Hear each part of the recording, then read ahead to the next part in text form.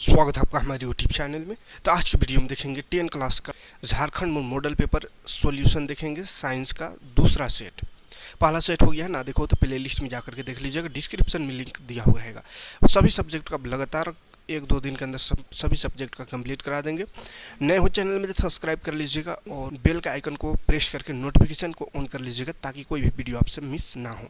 तो चलिए 7-7 8-8 सेट सबका बताएंगे। जो 5 सेट जैक द्वारा जो आया हुआ है उसका सॉल्यूशन देखेंगे, उसके बाद फिर और एक्स्ट्रा 3-3 सेट सभी सब्जेक्ट का सॉल्यूशन देखेंगे।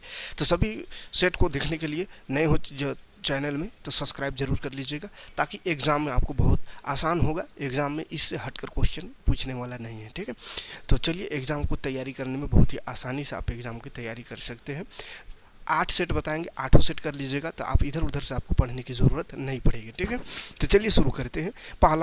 दूसरा सेट ये देखिए, यहाँ पर पूरा सॉल्यूशन है। पीडीएफ अगर कहिएगा तो पीडीएफ भी का भी डिस्क्रिप्शन में लिंक दे देंगे, पीडीएफ भी डाउनलोड कर सकते हैं, ठीक है। चलिए क्वेश्चन है पहला नंबर, विद्युत धारा के एसआई मात्रक लिखे। किसी चालक में विद्युत धारा मापने के लिए किस उपकरण का उपयोग किया जाता है? तो विद्युत धारा का एसआई मात्रक एम्पियर होता है, याद रखिएगा। विद्युत धारा का एसआई मात्रक एम्पियर होता है। गौर से सुनिएगा तो याद भी होता चला जाएगा, ठीक है। विद्युत धारा मापने के लिए एमीटर का प्रयोग करते हैं। क्या चीज़ का प्रयोग करते हैं विद्युत धारा मापने के लिए? एमीटर का, ठीक है। अगला क्वेश्चन है प्रतिरोध की एसआई मात्रक लिखिए। तो प्रतिरोध का एसआई मात्रक ओम होता है, ठीक है। प्रतिरोध का एसआई मात्रक ओम। उसके बाद बोला किसी तार का प्रतिरोध लंबाई पर निर्भर करता है या नहीं? तो हाँ, क्योंकि चालक की लंबाई बढ़ने से उसका प्रतिरोध बढ़ जाता है तो तार की लंबाई पर भी डिपेंड करता है प्रतिरोध। ऐसे 2 धातुओं का नाम लिखिए जिससे आसानी से चाकू से काटा जा सकता है। तो एक सोडियम हो गया, एक पोटेशियम हो गया। अगला क्वेश्चन चौथा नंबर क्वेश्चन है CH3CO CH3 CH2 C2H4 में कौन कौन सा प्रकार्यात्मक समूह उपस्थित है? तो ये जो पहला वाला है इसमें बीच में O रहेगा, यानी कि कीटोन है। ये बीच में अगर O है, C के बीच में O है तो ये कीटोन पहचानिएगा। और ये जो है C2H4 में क्या है? 2 ही कार्बन है और हाइड्रोजन 4 है। तो 2N जो होता है डबल बॉन्ड में होता है, ठीक है। CNH2N ये डबल बॉन्ड का है, तो इसमें डबल बॉन्ड पर है। तो ये डबल बॉन्ड को इस तरह से लिखते हैं, ये वाला समूह इसमें है, यानी डबल बॉन्ड वाला समूह, ठीक है। अगला देखते हैं क्या है, जीवाश्म क्या है? तो देखिए, जीवाश्म भूतकालीन जंतुओं और पौधों के कठोर अंगों की छाप अथवा उनके अवशेष जो पृथ्वी की चट्टानों पर या उनके बीच में दबे हुए पाए जाते हैं, जीवाश्म कहलाते हैं। जीवाश्म जैव विकास के विभिन्न चरणों या अवस्थाओं को दर्शाते हैं। उदाहरण के लिए आर्कियोप्टेरिक्स, तो ये जीवाश्म का हो गया। तो अगला क्वेश्चन है वंशानुगत लक्षण से आप क्या समझते हैं? तो वंशानुगत लक्षण जो एक पीढ़ी से दूसरी पीढ़ी तक जाता है। तो ऐसे लक्षण जो एक पीढ़ी से दूसरी पीढ़ी तक स्थानांतरित होते रहते हैं उन्हें अनुवांशिक गुण या लक्षण कहते हैं। इस परिघटना को जो ट्रांसफर हो रहा है उसी को अनुवांशिकता कहते हैं या वंशानुगत कहते हैं, ठीक है। अगला क्वेश्चन है 7वां नंबर, एक खाद्य श्रृंखला का उदाहरण देते। घास, हिरन, शेर, ये एक खाद्य श्रृंखला हो जाएगा, ठीक है। तो ये था 2 नंबर वाला क्वेश्चन। अगला है लघु उत्तरी यानी 3 नंबरी क्वेश्चन। इनमें से किसी 5 का आंसर देना है, ठीक है। 7 क्वेश्चन रहेगा, 7 में 5, उधर भी 7 में 5 देना है, लेकिन यहाँ पे सभी का आंसर दे रहे हैं। ये एग्जाम में यही सब थोड़ी रहेगा, ठीक है। यही सेम सेट नहीं रहेगा, इसीलिए सबका आंसर दे रहे हैं। कोई भी क्वेश्चन वहाँ रह सकता है, लेकिन 7 में से 5 ही आप देना है एग्जाम में आपको, ठीक है। 8वां नंबर है ओम का नियम बताइए। इस नियम के आधार पर विभवांतर एवं विद्युत धारा के में संबंध लिखे। प्रतिरोध को परिभाषित कीजिए। तो ओम का नियम, नियत ताप पर किसी चालक के सिरों के बीच विभवांतर उसमें प्रभावित धारा का समानुपाती होता है, अर्थात V is directly proportional to I, जहाँ भी विभवांतर है और I धारा है। तो भी डायरेक्टली प्रोपोर्शनल का साइन हटेगा तो इक्वल का साइन लगेगा और उस जगह में एक कांस्टेंट लगता है, उस कांस्टेंट को R से लिखते हैं। तो V इक्वल टू हो गया IR। R क्या है? नियतांक है, कांस्टेंट जिसको इंग्लिश में कहते हैं। तो यहाँ से अगर R निकालेंगे तो V और I जो है ये गुना में R तरफ है तो उधर जाकर भाग हो जाएगा, यानी V/I हो जाएगा, ठीक है। तो ओम का नियम का डिफिनेशन, मैंने डिफिनेशन को याद रखिएगा। नियत ताप पर यानी फिक्स तापमान पर है ना, कांस्टेंट टेम्परेचर पर। तो नियत ताप पर किसी चालक के सिरों के बीच, नियत ताप पर किसी चालक के सिरों के बीच का विभवांतर उसमें प्रवाहित होने वाले धारा का समानुपाती होता है, यानी डायरेक्टली प्रोपोर्शनल होता है, ठीक है। ये या अर्थात ये भी डिफिनेशन लिख सकते हैं, ये भी इसका डिफिनेशन है। V is directly proportional to I। यहाँ से फिर फॉर्मूला निकाल देना है। प्रतिरोध का वह गुण है, प्रतिरोध पदार्थ का वह गुण है जो धारा को प्रवाह में रुकावट डालता है और इसका मात्रक ओम होता है। ठीक है, तो ये उसी का आंसर हो गया। प्रतिरोध को परिभाषित करे भी लिखा हुआ था उसमें, तो लिख दिया। अगला क्वेश्चन है चुंबक क्षेत्र रेखाएं क्या है? चुंबक क्षेत्र रेखाओं के दो गुण लिखे। चुंबक क्षेत्र रेखा वे पथ है जिन पर स्वतंत्र चुंबक के उत्तरी ध्रुव को गमन करता है। वे बंद वक्र है जिसके किसी बिंदु पर खींची गई स्पर्श रेखा उस बिंदु पर चुंबक के क्षेत्र की तीव्रता की दिशा को निरूपित करती है। चुंबक के क्षेत्र की रेखाओं का गुण क्या गुण है? तो ये देखिए, ये बंद वक्र है, बंद वक्र होता है ये चुंबकीय क्षेत्र की दिशा को प्रदर्शित करता है, अर्थात यह उस दिशा को निर्दिष्ट करते हैं जिस ओर वहाँ रखा कोई उत्तर ध्रुव गमन करेगा, किस दिशा में गमन करेगा वो उसको दर्शाता है। अगला है संरक्षण संचारण किसको कहते हैं? ये केमिस्ट्री का क्वेश्चन है कि संचारण किसे कहते हैं, इससे सुरक्षा से के उपाय बताइए। तो वायु तथा नमी की उपस्थिति में किसी धातु का परत बन कर नष्ट होना संचारण कहलाता है। जैसे जंग लग जाता है, चीटी लगता है ना वो लोहा में। संचारण से बचने का उपाय यसद लेपन, यसद लेपन यानी कि जिंक का परत चढ़ा देते हैं। ठीक है, लोहा में जिंक का ऊपर में परत चढ़ा देते हैं तो इसको यसद लेपन कहते हैं, जिससे जंग नहीं लगता। पेंट करके भी कर सकते हैं, धातु के ऊपर पेंट करके भी संचारण से बचा सकते हैं, यानी जंग लगने से। 11 नंबर क्वेश्चन है संतृप्त और असंतृप्त हाइड्रोकार्बन में अंतर। ये भी केमिस्ट्री का है। संतृप्त हाइड्रोकार्बन एक तरफ देखिए, एक तरफ असंतृप्त है। संतृप्त हाइड्रोकार्बन बोलते हैं जिनमें कार्बन परमाणु की चारों संयोजकता एकल बंधन द्वारा संतुष्ट रहती है, उसे संतृप्त हाइड्रोकार्बन कहते हैं। जिसमें एक ही बंधन हो, यानी एक बॉन्ड से जुड़ा हुआ है, कार्बन के बीच में एक ही बॉन्ड है, तो उसको क्या बोलते हैं? संतृप्त हाइड्रोकार्बन।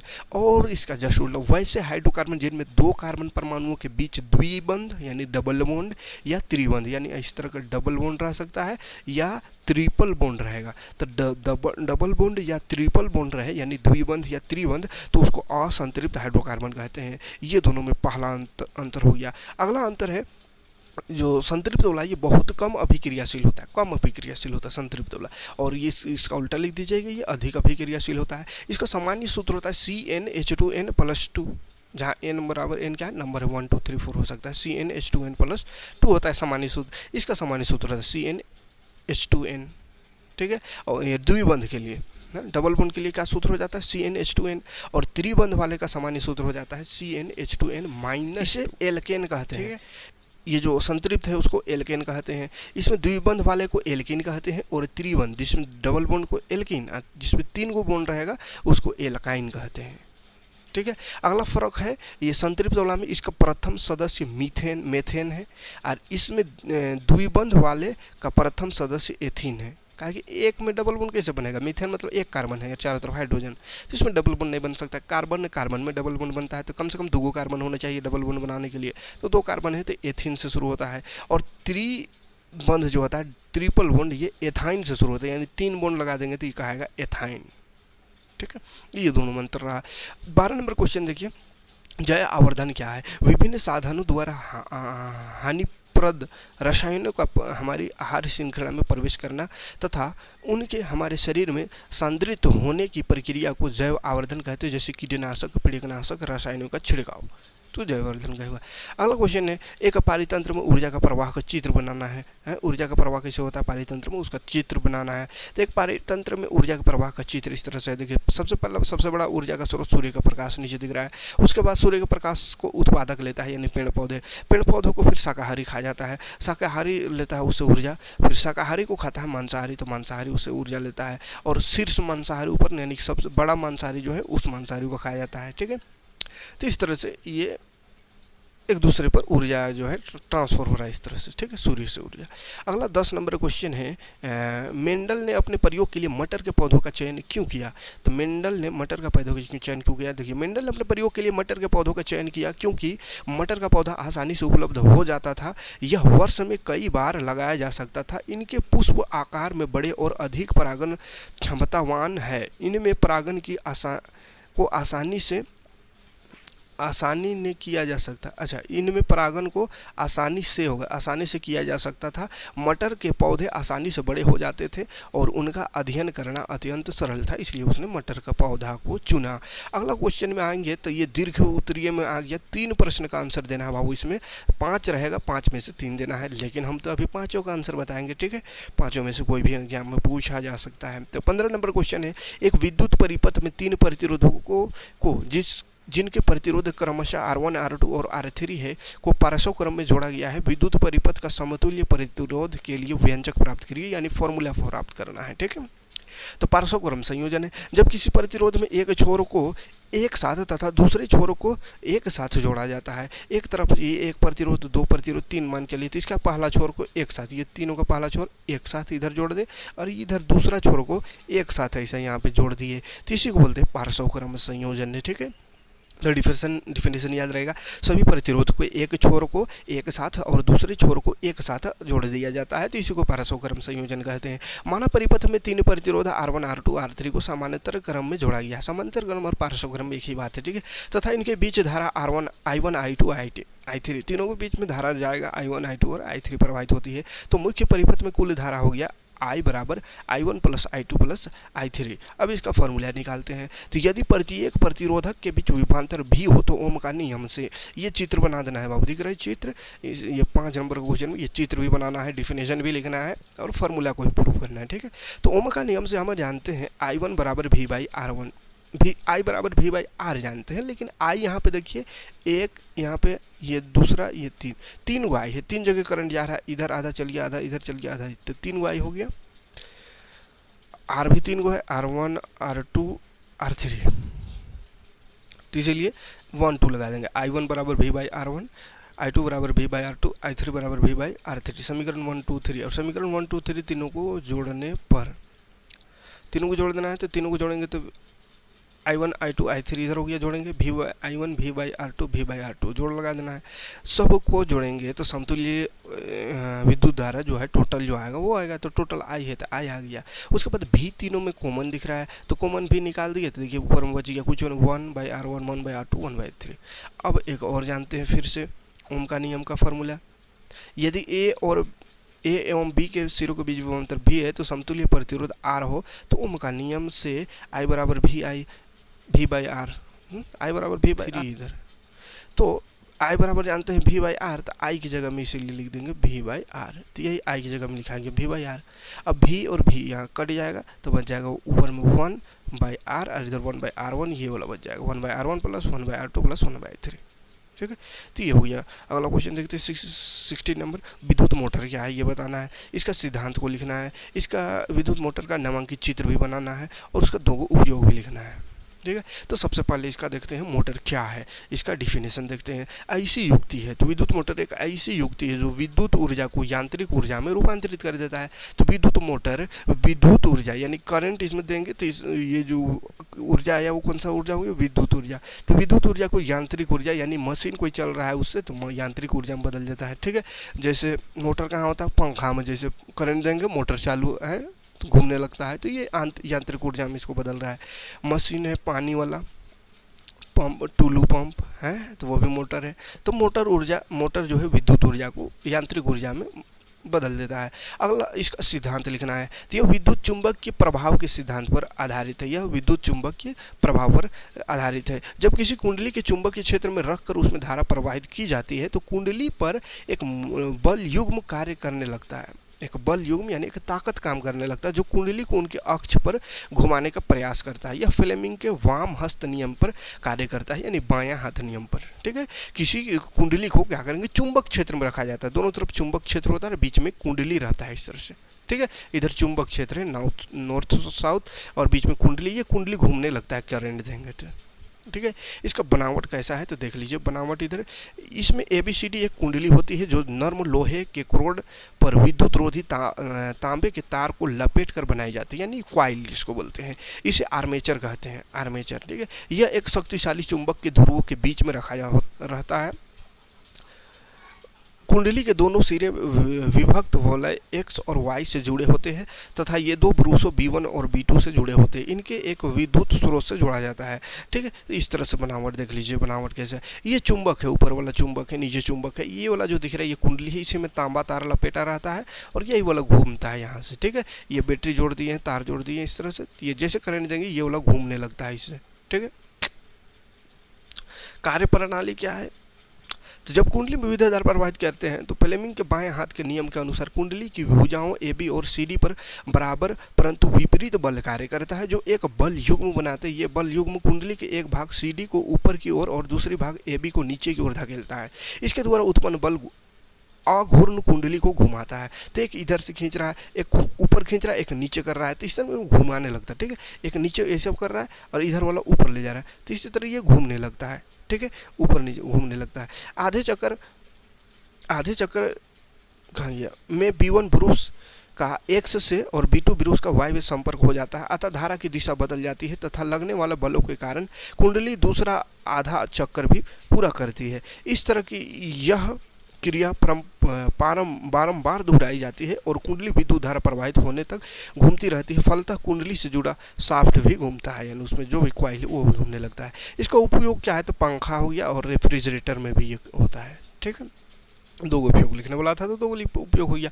समावयवता किसे कहते हैं? पेंटेन के समावयवता के नाम एवं संरचनात्मक सूत्र लिखे। समावयवता कहते हैं जब विभिन्न यौगिकों, ऐसे विभिन्न यौगिक जिनका अणुसूत्र समान हो, अणुसूत्र यानी ऐसा सिंपल वाला सूत्र लिखेंगे C2H5 इस तरह से वाला, तो ये समान होगा। लेकिन संरचना इसका जब बिछा देंगे, इसको इसे संरचना बोलते हैं, जब पूरा तरह से इसको डिसा देते हैं तो संरचना सूत्र अलग अलग हो और अणुसूत्र बराबर हो तो उसी को समावयवता कहते हैं। संरचनात्मक समावयवता अथवा समावयव कहलाता है। ठीक है, इस घटनाक्रम को समावयवता कहते हैं। तो ये याद रहेगा, अणुसूत्र एक ही है और संरचना सूत्र भिन्न भिन्न है, यानी अलग अलग है, तो उसको समावयवता कहते हैं। इसका उदाहरण बोला है, संरचना सूत्र और नाम लिखना है। पेंटेन का संरचना सूत्र, तो पेंटेन का बताना पूरा है ना। पेंटेन का होता है C5H12 के समावयवों के नाम एवं संरचना सूत्र। देखिए क्या हुआ, नॉर्मल पेंटेन एक हो गया। नॉर्मल पेंटेन जो सीधा रहेगा C5H12, ये तो सूत्र सब में रहेगा। इसमें भी देखिए 1 2 3 4 5 को कार्बन है तो C5 हो गया, C5 और H देखिए 1 2 3 4 5 6 7 8 9 10 11 अरे वो 12 3 4 5 यहाँ पे 2 है, 12 को है, H12 सबका सूत्र यही होगा C5H12 C5H12, लेकिन संरचना अलग अलग है। देखिए एक सीधा साधा रहेगा जो ऐसा, ये सीधा साधा, उसको नॉर्मल पेंटेन कहते हैं, नॉर्मल है। और एक ब्रांच आ गया इसमें, देखिए C 4 को C उधर है और एक बीच वाला C में एक नीचे C आ गया है, तो ये जो डाली आ गया, तो एक वो डाली रहेगा तो उसको आइसो कहते हैं। आइसो पेंटेन में है इसलिए आइसो पेंटेन, हेक्सेन में रहेगा तो आइसो हेक्सेन। ठीक है, आइसो याद रखिएगा। एक अब देखिए अगर दोनों तरफ डाली आ गया, देखिए नीचे एगो इधर डाली, एगो ऊपर भी डाली निकल गया, तो दोनों तरफ डाली आ गया, इधर चारों तरफ बन रहा देखिए, तो ये दोनों तरफ अगर डाली निकल गया तो इसको कहते हैं नियोपेंटेन। ठीक है, इसमें भी 5 ही कार्बन है, हाइड्रोजन भी 12 है, लेकिन संरचना अलग है। ठीक है, तो यही इसी को समावयवता कहते हैं। अगला 18 नंबर क्वेश्चन था, ओजोन क्या है? ओजोन क्या है? 18 का ए नंबर में है। तो ओजोन ऑक्सीजन का एक समस्थानिक है। ओजोन क्या है? ऑक्सीजन का समस्थानिक है, O3 इसका फॉर्मूला होता है। ठीक है, इसका एक अणु ऑक्सीजन के 3 परमाणुओं से मिलकर बना होता है ना, इसलिए O3 फॉर्मूला होता है, O3 यानी इसका एक अणु जो है ऑक्सीजन का 3 परमाणु से बना है, इसका अणुसूत्र O3 होता है। ठीक है, अगला क्वेश्चन इसी का है, यह किसी पारितंत्र को किस प्रकार प्रभावित करता है, यानी ओजोन। तो सूर्य की पराबैंगनी किरणों के प्रभाव से ऑक्सीजन अपने परमाणुओं में टूट जाती है तथा प्रत्येक परमाणु ऑक्सीजन से संयुक्त होकर ओजोन का अणु बनाता है। ठीक है, सूर्य का पराबैंगनी किरण के प्रभाव से ऑक्सीजन अपने परमाणुओं का अंदर टूट जाता है और प्रत्येक परमाणु से संयुक्त होकर ओजोन का अणु बनाता है पराबैंगनी किरण से टूट करके। जैसे O2 है, ऑक्सीजन है, पराबैंगनी किरण टूटा, पराबैंगनी किरण इसमें पड़ा तो ये कहा जाता है टूट जाता है। दूगो ऑक्सीजन O2 यानी दो था O, तो यहाँ O अलग हो गया, टूट जाता है। उसके बाद ये फिर ऑक्सीजन से मिलता है तो ये बन जाता है ओजोन।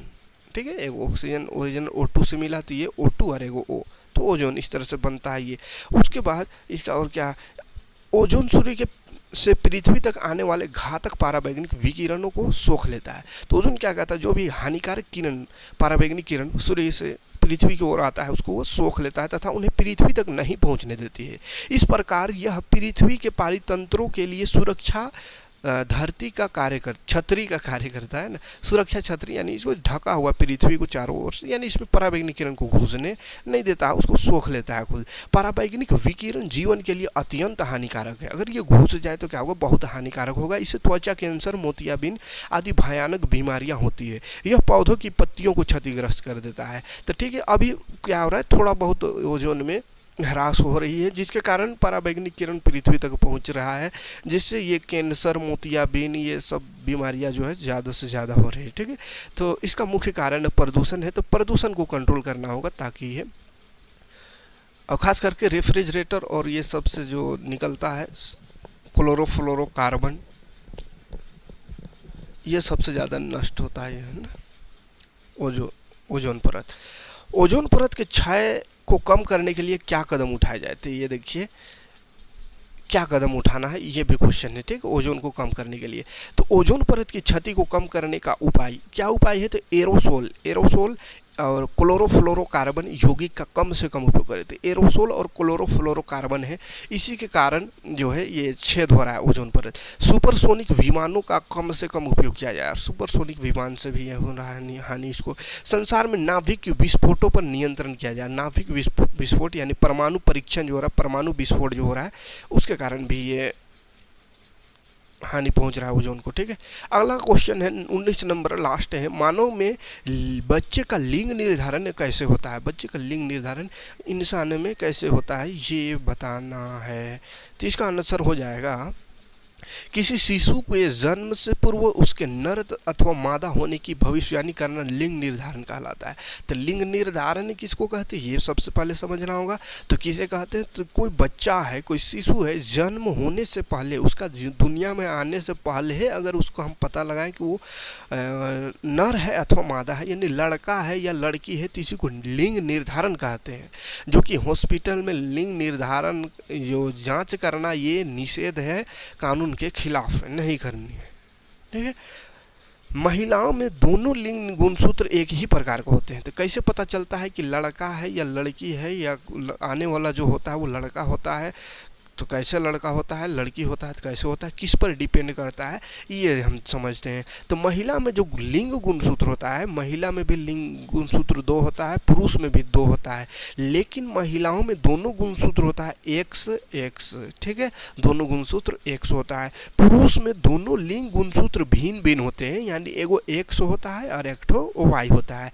तो पुरुष में हो गया XY, महिला में हो गया XX।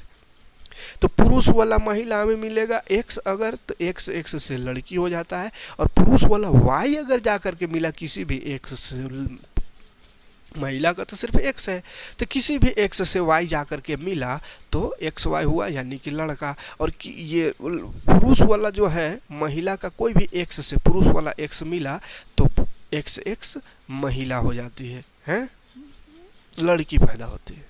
आ रहा समझ में। तो XX मिले तो लड़की, XY तो लड़का। तो लड़का का लिंग गुणसूत्र XY, लड़की का XX। ठीक है, तो किस पर डिपेंड कर रहा है, तो पुरुषों पर डिपेंड करता है। 100% डिपेंड है पुरुष पर कि आने वाला बच्चा नर है, मादा है, लड़का होगा या लड़की होगा। ये पुरुष के गुणसूत्र पर डिपेंड होता है, पुरुष के गुणसूत्र पर डिपेंड होता है, क्योंकि महिलाओं में तो सिर्फ XX है, पुरुष पास है X और Y। तो पुरुष का X मिल गया, चला गया तो लड़की, और एक Y चला गया तो लड़का। ठीक है, तो डिपेंड पुरुष पर करता है। ये याद रखिएगा, ध्यान दीजिएगा इस बातों को। ठीक है, नहीं तो बड़ा गड़बड़ हो जाता है। औरतों को ही किया जाता है कि इस पर है ना, तो औरत का कोई हाथ नहीं इसमें। देखिए, नर का XY हो गया, मादा का XX।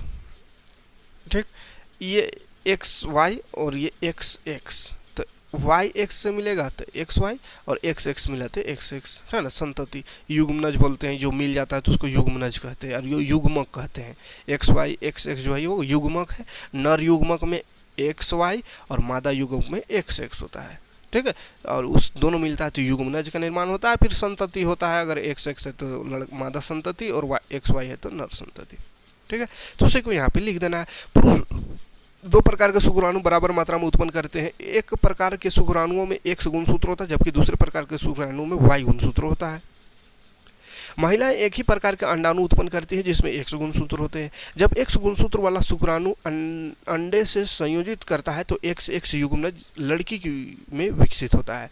जब Y गुणसूत्र वाला शुक्राणु अंडे को निषेचित करता है तो XY लड़के का विकास होता है, ठीक है। रहा दूसरा सेट कंप्लीट। मिलती नेक्स्ट वीडियो में इसका अगला सेट लेकर के, तीसरा सेट लेकर के। वीडियो समझ में आएगा तो लाइक और कमेंट करिएगा और चैनल में जुड़ जाइएगा। अगर नए हो तो सब्सक्राइब कर लीजिएगा। वीडियो को शेयर कीजिएगा, ज़्यादा से ज़्यादा लोगों तक शेयर कीजिएगा ताकि इसी तरह का वीडियो आपको लगातार मिलता रहे। मिलते हैं नेक्स्ट वीडियो में। Thanks for